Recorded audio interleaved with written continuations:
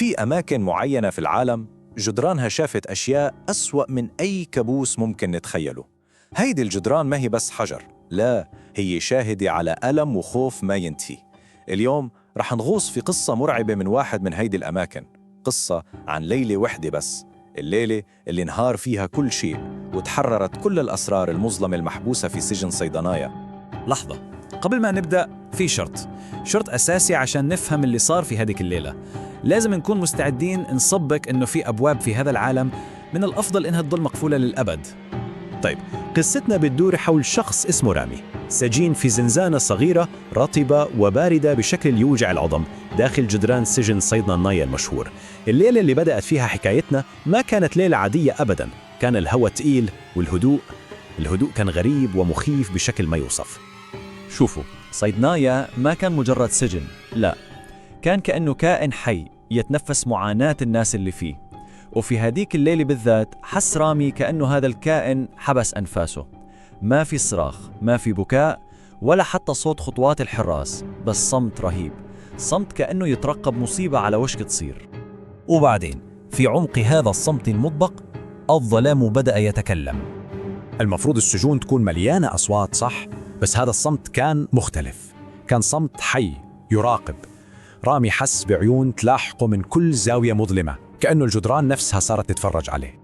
وفجأة انكسر الصمت، بس ما كان صوت الأحذية العسكرية للحراس، لا، كانت خطوات خفيفة وباردة يدوب تتسمع، كأنها صوت ظل يمشي على الأرض، صوت ما ينتمي لهذا العالم.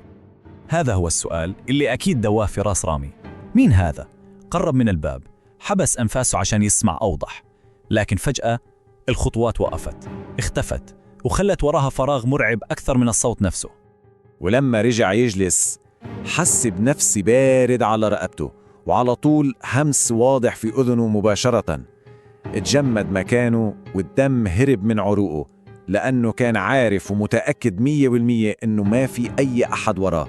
ما كانت مجرد كلمات، كانت نبوءة مرعبة. وقبل حتى ما يقدر يصرخ، زميله في الزنزانة سامر كسر الصمت بصوت خافت يرتجف، وكلماته كانت التفسير الوحيد الممكن والأكثر رعباً، كأنه أكد لرامي الشيء اللي كان خايف حتى يفكر فيه.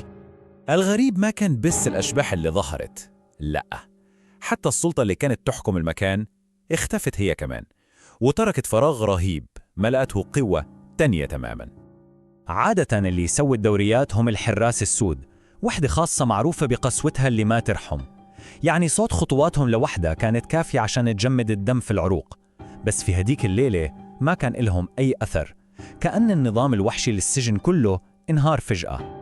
وبدلاً منهم كان في شيء تاني في الممر. في آخر الرواق المظلم كان في ظل طويل واقف بدون أي ملامح وما يتحرك، بس رامي كان حاسس فيه، حاسس إنه قاعد يراقبه. الحراس ما اختفوا بس، لا، كأن تم استبدالهم بشيء أقدم وأكثر رعباً. الموضوع ما عاد مجرد همس وظلال، لا، الحين بدأ يمزق الواقع نفسه. أبواب الجحيم كانت على وشك إنها تنفتح على مصراعيها. هز انفجار ضخم أساسات المكان كله، لكن الصوت اللي جاء بعده كان مرعب أكتر. ما كان صوت انهيار، كان صوت ضحك جماعي بعيد ومشوه، ضحك أرواح ما عاد عندها شيء تخسره، كان ضحك الموتى. وبعدها صار الشيء اللي مستحيل يتفسر. باب الزنزانة الفولاذي اللي يحتاج مفتاح وقوة عشان ينفتح بدأ يتحرك ببطء وبصمت مخيف. انفتح لوحده، ما كان في صوت خطوات تقرب منه، بس الصوت صرير الحديد وهو يفتح الطريق للمجهول. وفجأة ظهر شخص عند الباب المفتوح، ما كانش سجين ولا حارس، كان لابس ملابس غريبة وعيونه فيها نظرة ما تنتمي لهذا المكان. قالوا إنهم من فصيل الحديد، جماعة غامضة تدور حولها أساطير. هذا الراجل ما جاء عشان يعاقب، بل عشان يقدم عرض، فرصة نجاة مستحيلة. تحذير. الرجل كان مباشر وصوته كان مليان رعب. ما قال السجن، قال المكان. كانوا قاعد يؤكد أن صيدنية ما هو مجرد مبنى، لا، هو كيان حي وشرير. والحين صحى من نومه. ما كان في وقت للأسئلة، الخيار الوحيد كان الركض في سباق يائس ضد المجهول عشان يطلعوا من سجن ما عاد تحكم قوانين الواقع. التعليمات كانت بسيطة وسريعة ومميتة. اطلعوا الحين، لا تلتفتوا وراكم أبدا، ومهما سمعتم تجاهلوا كل شيء. كل قاعدة كانت تحذير بأن الخطر الحقيقي ما هو اللي قدامك، بل اللي لاحقك من وراك وفي عقلك.